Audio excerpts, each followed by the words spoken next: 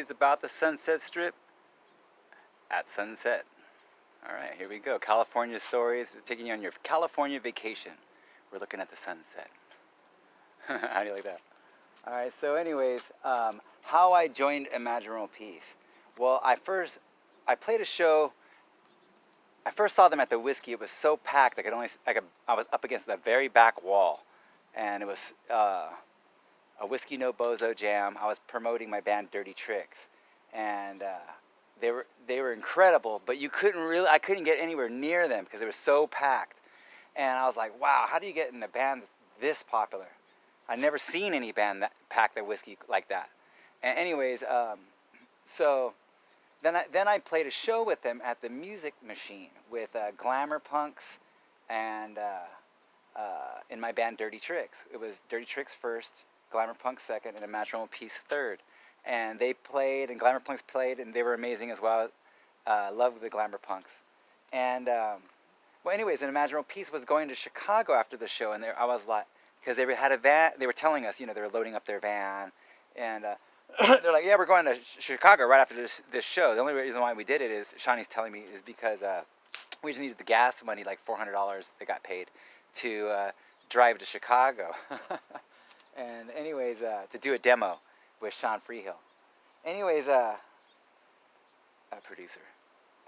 Anyways, of the X-Idols. Anyways,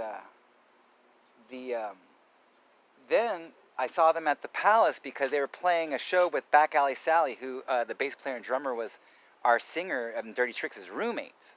And anyways, they flyered so much. I remember walking outside of the apartment complex of Mark, the singer of Dirty Tricks, and which is right next to Capitol Records on Yucca. And something popped up on my phone. Anyways, so the trash can was covered in a gigantic flyer, all stapled together one letter at a time. And anyways, it's still popping up. I gotta read something about the internet. I'm too far from the house, I guess. Anyways,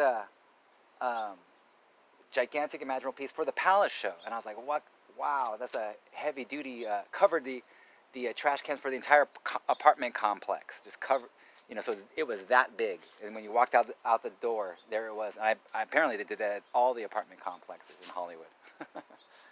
So anyways, I went to the show because I was surprised that Back Alley Sally was opening for anybody, because we always open for them. They pretty much always headline, except for one time at the Roxy with the Mimes. And anyways, and it was a Sunday night, 18 and up, Palace, and it was completely sold out. And it was Richard was playing drums, not the original drummer of Imagine World Peace at this point. And I was like, oh wow, they changed drummer to Taz's drummer, and Kenny Pierce, and who I saw in Taz in San Diego. That's where I'm from, in '88, and I was like, oh, I gotta play in a band with him. And then I saw Theodore and I just saw that lineup. Just that lineup was incredible. And I was like, man, I wish I could be in a band that good. And anyways, they had an ad in the BAM magazine saying that they needed a guitar player cross between CeCe DeVille and Kirk Hammett, which means like absolutely anything goes, obviously. And also what I got out of that was sloppiness is a thumbs up. It doesn't have to be like, super Paul Gilbert-y, which is cool. I love Paul Gilbert, don't get me wrong, but I don't play like that too much.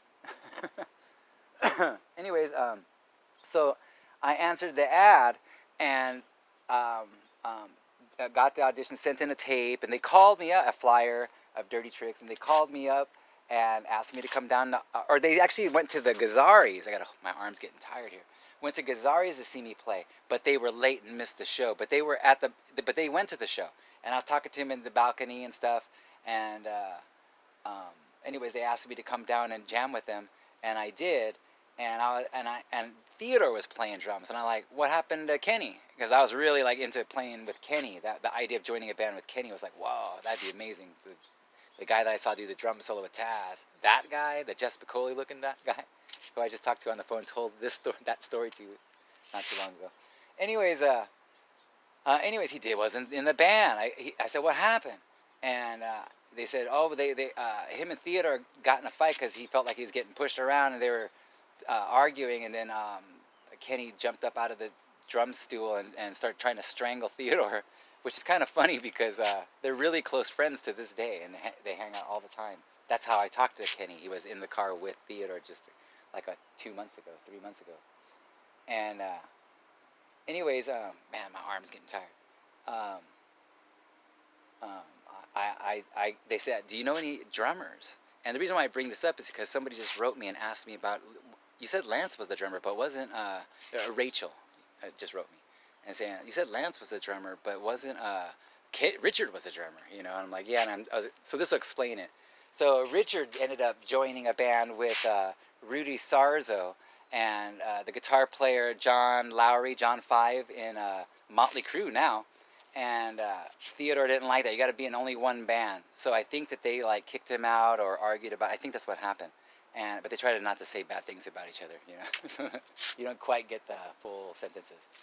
And same with Lake. I never quite got why they didn't want to play with Lake or whatever. But to me, like Lake was one of the best guitar players, and same with Richard, one of the best drummers. That lineup was just devastating. Just a devastating lineup. Lake to me reminds me of like Dave Navarro, which is very much my alley of guitar playing. That's the kind of how I sort of view myself. I probably got a little too much Paul Gilbert in me at the time. I was a teenager at the time, anyways. And anyways, so I auditioned for the band, and they asked me if I knew any drummers, and I said, yeah, I know a drummer of Love X. I just played with them at the Florentine Gardens with Dirty Tricks and Pat Kelly Sally.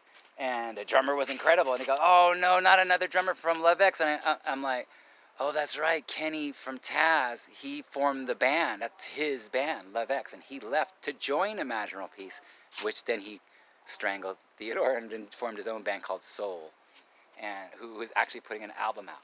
And Taz is putting an album out on September 15th, by the way. And so anyways, I auditioned and got the gig. And Lance auditioned, and I said, oh, but you got to get this drummer, Lance. Ah, oh, not another drummer, Shawnee said, from Love X. And I go, well, just check him out. And he played, and he was a super cool guy, super cool looking too. I said, all these dudes were though, you know. And that's my story of how I joined Imaginal Peace. There you go.